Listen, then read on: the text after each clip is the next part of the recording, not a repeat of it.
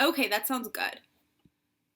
I am just going to pull up your bio so I could do a quick intro and then we will go into it. I Hey. already have it recording so I could just cut this part out. Okay, sounds good. I'm just going to make sure I've got my Dropbox paused. Yep. At least I think I have it recording. Let me double check. Yes, I do. All right.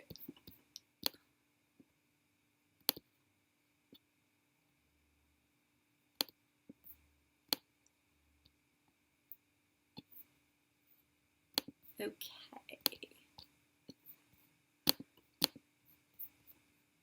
I'm like, I want to see my videos too because I like to keep an eye on me in the corner. All right. So, hey, okay. Oh, sorry. I'm just trying to adjust this. All right. Oh, good. Good? All right, perfect. Hey everyone, this is Nicole Laloya of NicoleLaloya.com, and I'm here for a very special interview with Denise Duffield-Thomas of LuckyBitch.com. She is the money mindset mentor for female entrepreneurs. She's the best-selling author of Lucky Bitch and Get Rich Lucky Bitch, and she helps women release their fear of money, set premium prices for their services, and take back control of their finances. And I'm so excited to be interviewing her today. Denise, how are you? Hi, Nicole. Thank you so much for having me. First of all, I just want to say thank you because your program, Lucky Bitch Bootcamp, has been a major lifesaver for me. My background is that I'm a nonprofit social worker. So I really got it kind of hammered into me in grad school that I wasn't going to make a lot of money. That Yep. I had to settle, that I had to help people, and that I couldn't make money helping people. And I'm so glad that I came across your program because even though I had kind of left that world a bit, I still kind of had years of programming and voices telling me like I was never going to make a lot of money. So I'm so thrilled that I joined the boot camp and was able and am still able to work on that because it's something that's continually needing to be worked on. For everybody, I think anyone who is an entrepreneur, anyone who asks for money in their job, needs to work on their money blocks because, unfortunately, for women, it is something that blocks us from receiving. And there is a very strong message in the world that you can either help people or make money, but you can't do both. And I totally understand where you're coming from. I come from the nonprofit world as well. And even for creatives, there's a message that Mm-hmm. creatives shouldn't make money. It's like you can be creative or you can make money. You can't do both. Right. You can be a good person, you can make money, you can't do both. So my only job really is just to change the way that women think and feel and act around their money and to make it really fun as well. Yes, yes. And I'm so excited because we're going to be talking about one specific income stream, which is affiliate income. And affiliate income, for anybody out there who's not sure about what it is basically a referral or a commission fee that you get when you share a product or service that you love and people purchase it like using your special link. So the thing about affiliate income is that, when I first was introduced to it, which was I think when I was first joining B School, and there's all these B School affiliates, one of which you are, I was really excited by it because I was like, wow, by signing up through an affiliate, I get a special bonus. So affiliate income can really be a huge income stream for people without you having to go through all the work of creating your own products and services. How were you first introduced to affiliate income and what were your thoughts about it?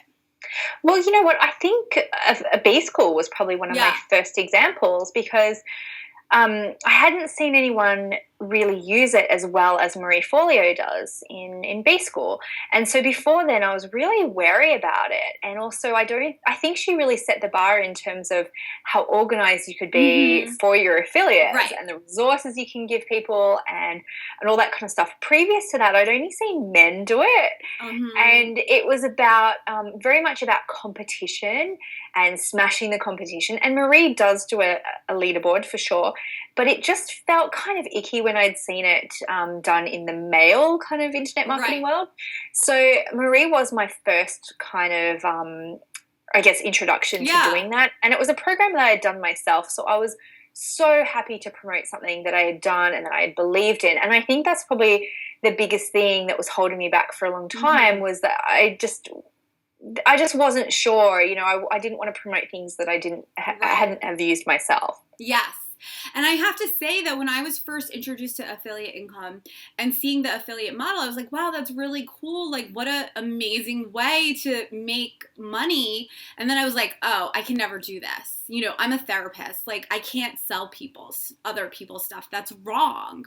So I had all these negative thoughts come up for me. And I really, never expected to even be in a place where I could make affiliate income. But, my business model shifted. And I think as a whole, we can have, multiple income streams. So I can have income streams that come in, not from my therapy clients, where that wouldn't be appropriate. And that's okay. Did you have, when you first decided to become an affiliate for other programs, like what came up for you? Well, the big one was the uncertainty of it, and it's like, how is this person going to treat my community? Is it going to be something that I can stand behind? And in fact, now, and we can go through this a little bit later, I've just put together almost a bit of a questionnaire, like when someone wants me to promote their program now, because I realized that, they need to have good customer service in place. Like, I want to feel comfortable that my people are going to be taken care of. I want to make sure that it's a fit in terms of brand. And actually what I look for now is a complementary service to what I offer, because you can't be everything to everybody. You can't offer everything to your community. And some people try, and then, it's hard for their business.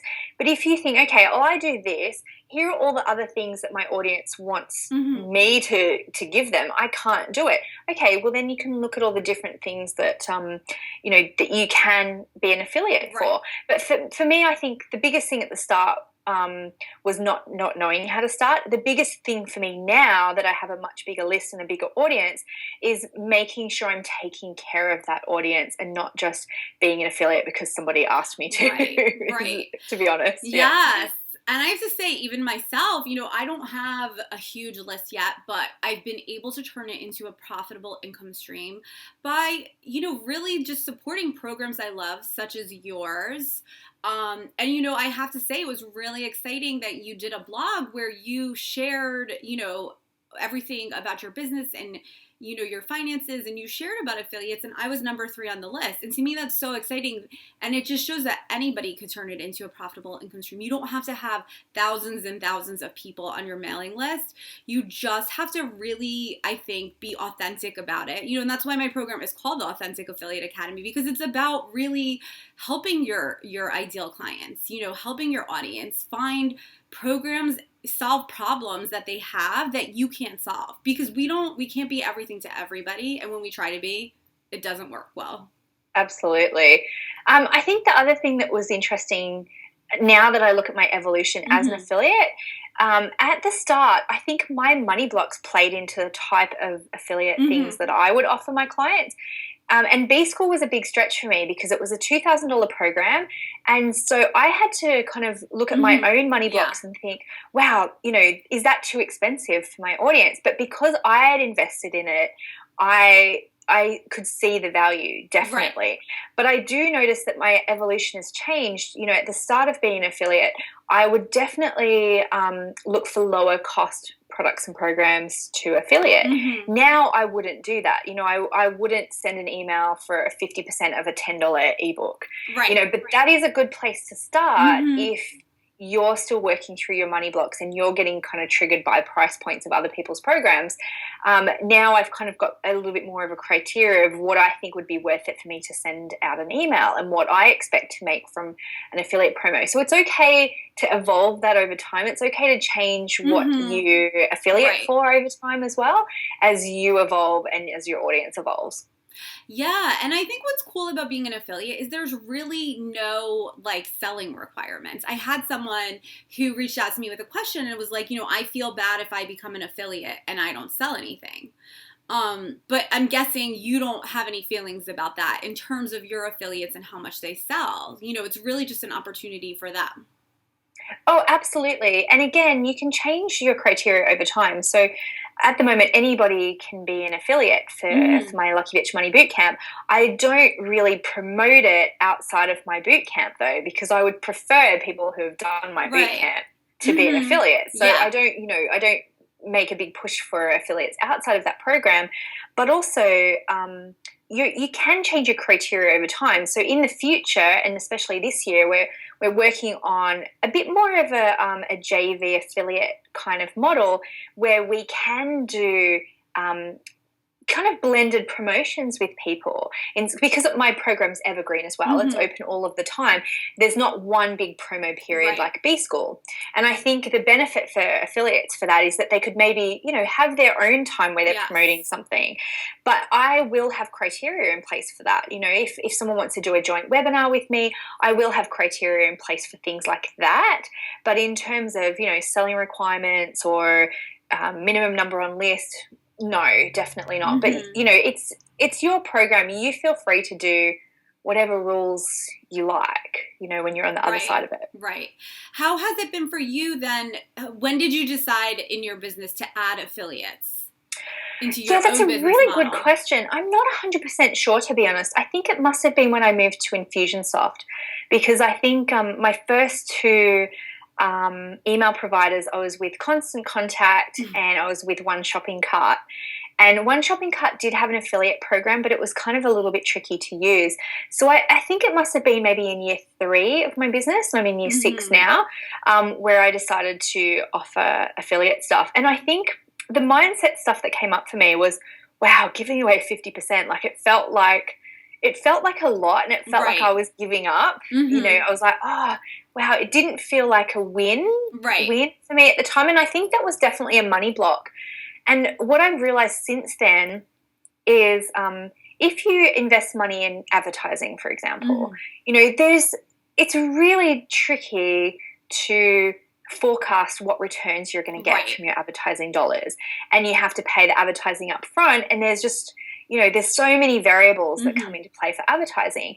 But with affiliates, you're getting 100% return on your investment, and you don't pay it up front, you pay it after the sale. Right.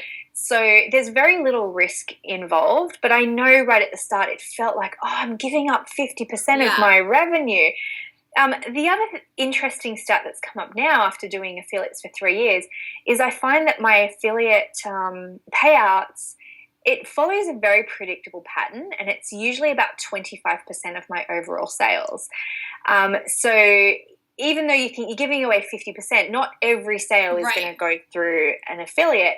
So it was very interesting to track my last couple of launches.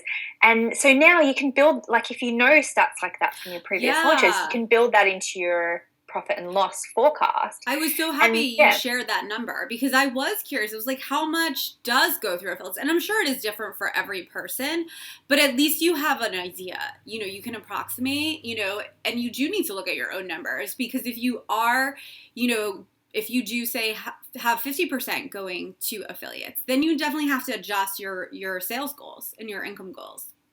Absolutely. And you have to remember as well to save that money, not spend that money. Right.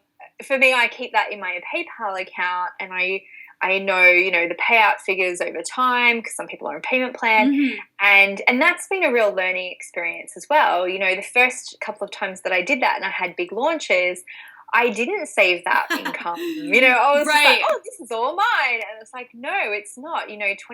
Well, I didn't know it was 25%. Then you have to retain that, and you have to be able to pay that out over time. The other mistake that we made, which was, just such it was just an accounting error for us, is that we were paying people out before our refund period ended. Oh, no, right. And we did that it was just one big launch that we did it from, but it was such a big launch that it really made an impact, and we get the same refund rate as anyone else. It's just, a couple of refunds, a couple of percent. But for a massive big launch, suddenly then you have to deal with the clawback situation. So we're just being very vigilant now and making sure, okay, what are the payout figures for the next 3 months? And, let's retain that income, and making sure that the refund dates are very concrete. Yeah. So do you feel affiliate income has definitely, in terms of both ways, as an affiliate and also just offering to affiliates, is it a really important part of your income streams? Yeah, for sure. I mean, as I said, from the advertising point of view, I've always really shied away from doing a lot of advertising in my Mm-hmm. business purely because of the unknown factor. It's like, Right. well, how much do you spend and how much return are you going to get? And it always changes too Mm-hmm. because Facebook Yeah. changes their rules and then Mm-hmm. suddenly you have no idea. Right. So for me, offering affiliates to promote my program has definitely made me great income. Right. So if you think of 2015 for me, I paid out about $250,000 in affiliate commissions, but that means I made $250,000 from sales that I might not have made anyway. Exactly. So for me, Exactly. it's a no-brainer to offer that It for really is people to like a do it. slight tweak in your mindset, as viewing it as bonus sales instead of viewing it as, an expense. It's like I was Absolutely. introduced to all these people that I might not have been introduced to otherwise as a result of Absolutely. affiliates. And plus, too, you've got to think, not everybody who your affiliates send to you is going to be an immediate sale. So you're building your list as well through That's your true too. affiliates. And that's hugely valuable as well. And, if you were to put a dollar value on that, again, you could calculate it through ad spend. What would it cost you to get those additional people that might Right. not buy now, but they might buy down the track? Then that's useful as well. Now, on the other side of it, being an affiliate myself, Mm-hmm. I think my 2015 figure for affiliate income was around about the six-figure mark. I think it was maybe a little bit over 100,000. So, and I don't know, I want people to hear this too. It's not like this is a really well thought out strategy for me. I really Right. want to say this.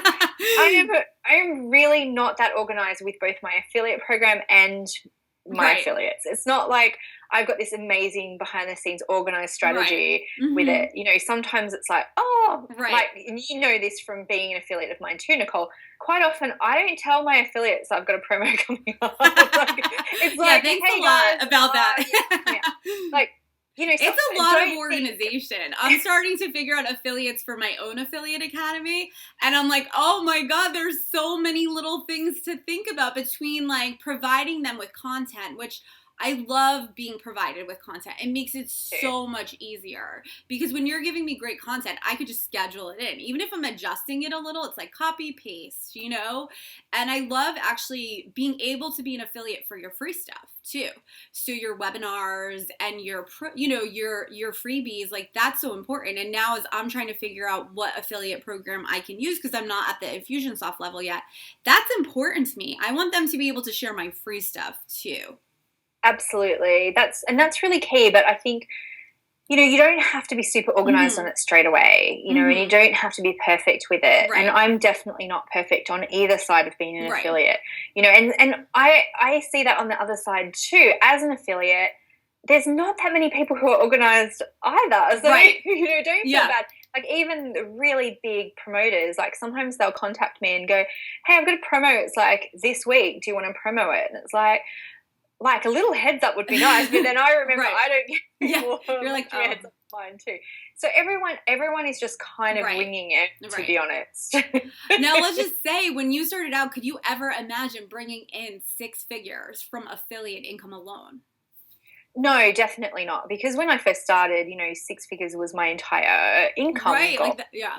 And I did that in my second year of business, not doing any affiliate stuff at all, just doing basically one-to-one coaching, one-to-one services.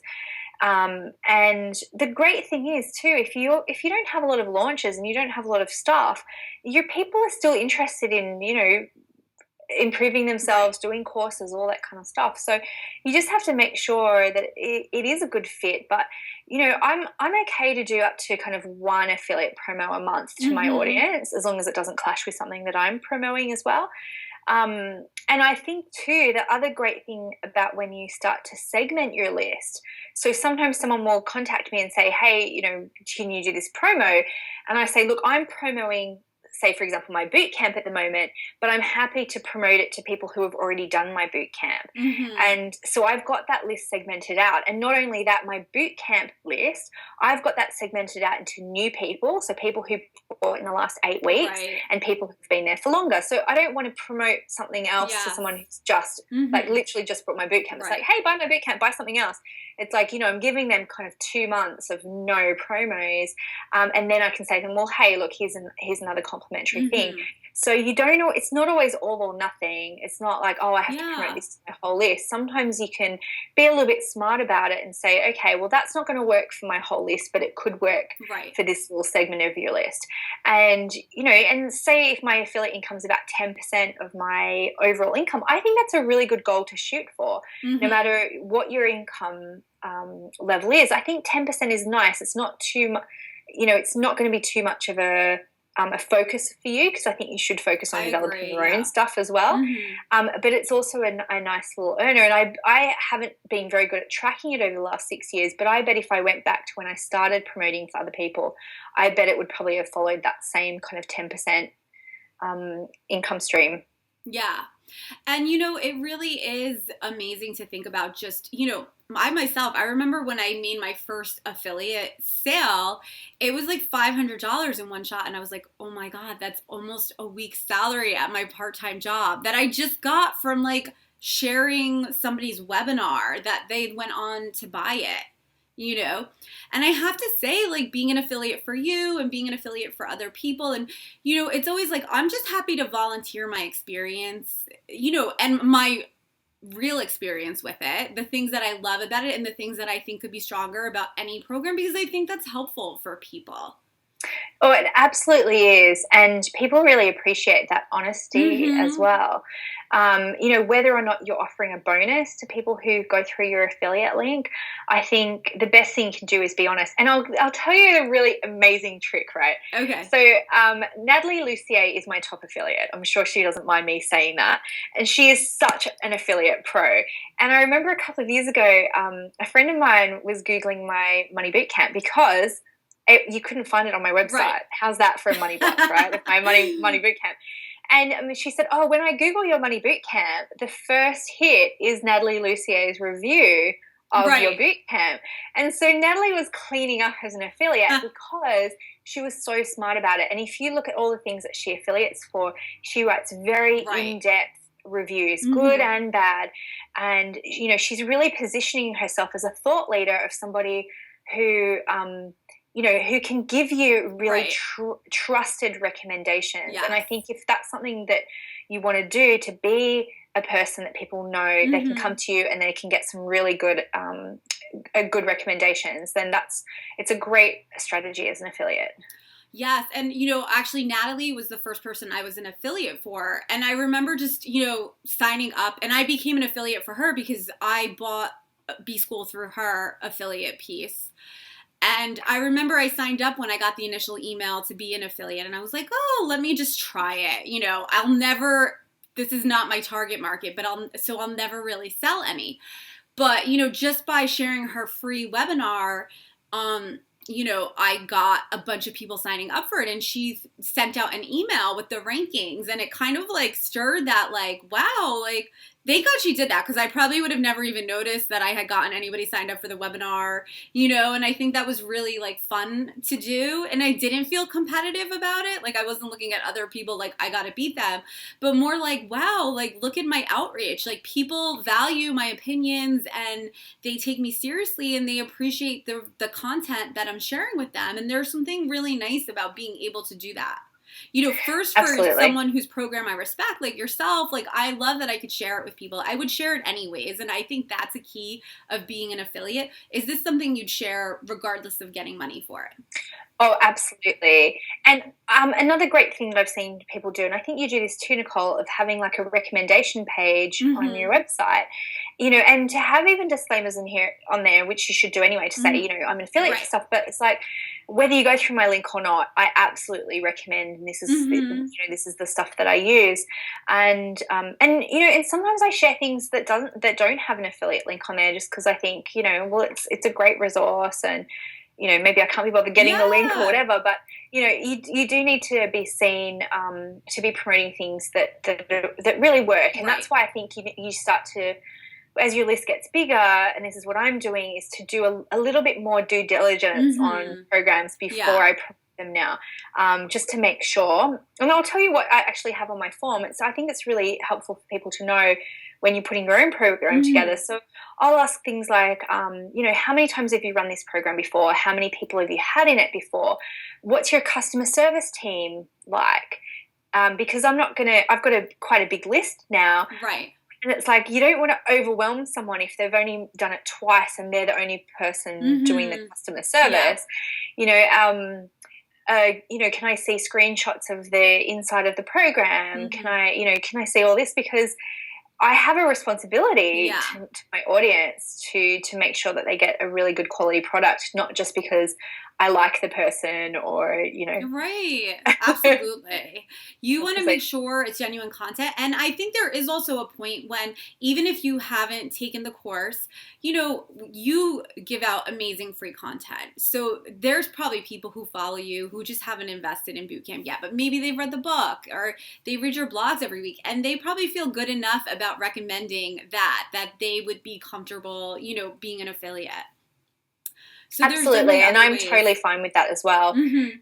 Some people do have a requirement that you have to have done the program to be an affiliate, but I agree with you. I think, as long as they have trust that it's going to be a worthwhile thing, then, and I say to some people, you might want to do my program, but you can't afford it yet. Be an affiliate. You only have to sell two. I know, that's really the best part too. And you're done, and I don't allow people to use their own affiliate link to purchase the program, because that would be unfair to everyone else who paid full price. But that it's a great way too, once people earn money from your program, that they then they see the value of investing in it too. Yeah.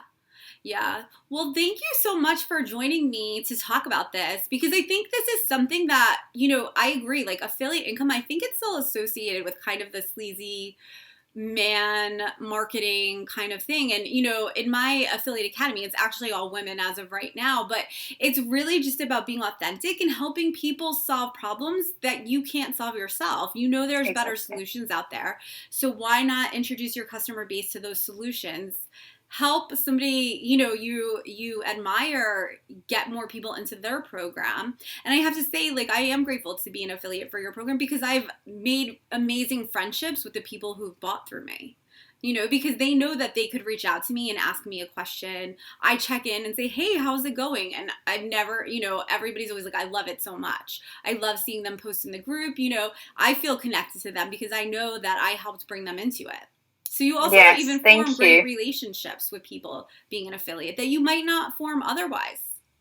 Absolutely. Well, I really appreciate that, Nicole. Thank you for being such a dedicated affiliate. Yeah. Well, thank you. And thanks for talking to me tonight. I really appreciate it. And I will be sharing the link with everyone to Lucky Bitch Bootcamp, of course, in the comments below. Perfect. Thank you. Thank you, everybody. Good luck with your affiliate stuff. Thank you. Take care. Bye. Bye. All right, perfect. Thank you so much. Lovely. That was fun. Thanks, Nicole. You had a lot of great insight. Yeah, thank you. There was a few other things I was thinking, that I could offer. I mean, one thing that's really interesting too is when you have an affiliate program, it's interesting to see the stats too. In your top 10%, it probably follows the 80-20 rule. I'd be really interested to have a look at that. But, the top 20% probably accounts for 80%. And then you get a lot of people who, maybe just make it was interesting one to little see sale or something. In your list of 10, how it went down. Yeah. And then after that, I think, there's a lot of people who are just, made between 1 and 3, 4 sales. And it's really funny though, the people who do make no sales are the most painful people to deal with. Of course, right? Yeah. Where's my money? Yes, and it's like, how do I save a link? Where do I put the link? And you just go, oh man, it's painful. It'd be interesting to kind of cut out your bottom, like the bottom 50% every year and get them to re-enroll. Well, it's just funny because it's funny when I end up in the rankings because I just would never expect that because I don't have a massive list. but it's just really about being alert. And I mean, I definitely made it a priority during your last rounds, you know, when the price was going to be increasing, to really, like, I didn't do my own stuff during that time. You know, it was like a launch for me almost. But, you know, it was cool. Awesome, you know, but I think for sure, I do think the leaderboards, like, you know, Natalie does the leaderboards. And I think that's always fun to see because it really does motivate people. Oh, it definitely does. And it's interesting to watch someone like Laura Rhoda when she was doing B School, because we did a partnership for 2 years. And I mean, she doesn't care about the opt-in leaderboard at all. No. Like, she was like, who cares? Let's not even get on that one. She's like, it's all about sales. And so that's interesting too. Some people really go for the opt-in stuff, but then they forget to follow up with people to actually buy, because you know, the power of being recognized on the leaderboard is so strong that it's almost like that's its own reward for people. Yeah, for sure. Like, when I first did that, I was like, oh my God, that's crazy. You know, that I could be on the leaderboard next to, you know, I think I was next to you. You, like, overtook it for Natalie the one time. And Kimra, Luna, like, it's like that I could have that same, you know, reach without even having a huge list. And it is really fun. Yeah, it's really cool. Well, thank you so much. Thank you. And anything I could do to help you ever, you know, I'm here for you. Oh, fabulous. And congratulations on your new baby. Oh, thank you. Thank you. And when this is live, just shoot over the email to Amber and let her know, because she doesn't see when people tag me on social media. Okay. And then we can share it on our stuff too. Awesome. Great. Thank you so much. Have a good day. Have a good night. Bye.